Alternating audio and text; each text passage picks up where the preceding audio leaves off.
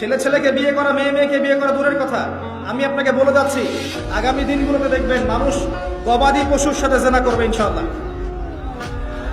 হাদিসে এসেছে হবেই, এটা হবেই। দেখতে থাকেন সামনে কি হতে থাকে। মানুষ মারা গেছে, মরা লাশের সাথে রেপ করেছে, এমন ঘটনা বাংলাদেশে ঘটেছে।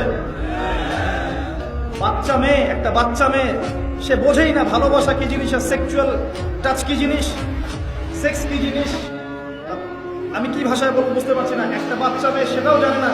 এই বাচ্চা, কোলের বাচ্চাকে পর্যন্ত ধর্ষণ করা হয়েছে, কোনো বিচার হয়নি।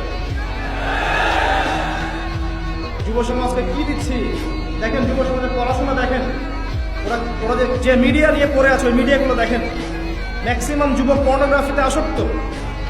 বাইরে দেখছেন আপনি নামাজ পড়ছে, অনেক নামাজি ব্যক্তি পর্নে আসক্ত। অনেক নামাজি ব্যক্তিও যে পর্নে আসক্ত, এটা বুঝতে হলে আপনাকে তার নামাজ দেখতে হবে। যখন আপনি পর্নোগ্রাফিতে আসক্ত, মনের মধ্যে নূর থাকবে না, আল্লাহর নূর উঠে যাবে। তখন দেখবেন একটা কথা সে বলছে, এই কথা মন থেকে বের হচ্ছে না, কারণ সে জানে মন থেকে সে সফট না, মন থেকে সে ফ্রেশ না। जो बात दिल से निकलती है दिल पे असर करती है।